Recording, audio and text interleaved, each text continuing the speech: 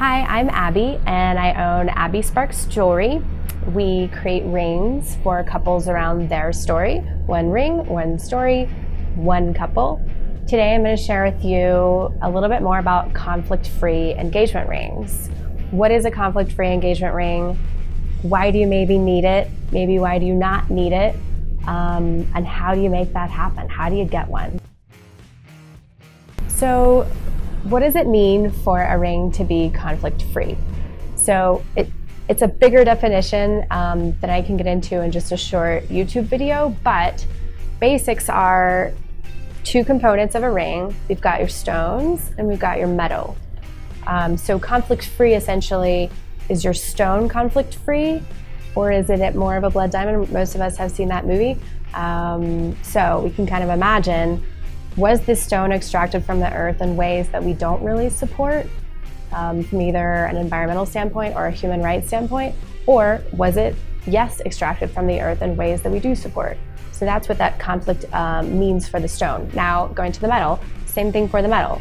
Gold comes from the earth, so was that gold extracted in a way into my piece that did have some conflict around it, again, from a human rights perspective or from an environmental perspective? And again, there is so much more to this. Or was it not? So really that very, very basic level, the ring you have, did it come into existence from a source of conflict? And does it matter to you? So what do you need to know, and where do you need to start for stones to know that they're conflict-free?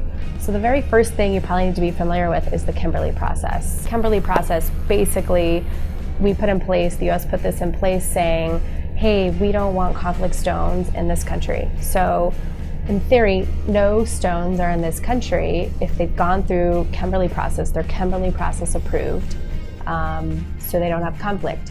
Being really frank, Kimberley Process leaves some room for some conflict stones to be in this country. It doesn't necessarily help consumers like you to know, hey, is it or isn't it?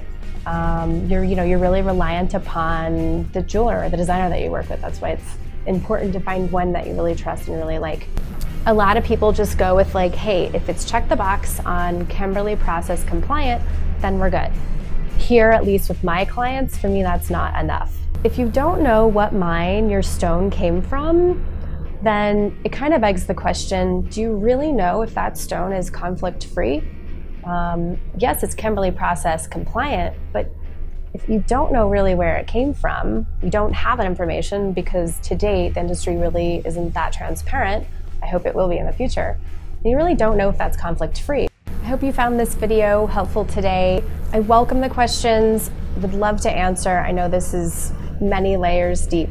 If you know somebody that's looking for a conflict-free engagement ring, feel free to share this video and subscribe to our channel. Thank you.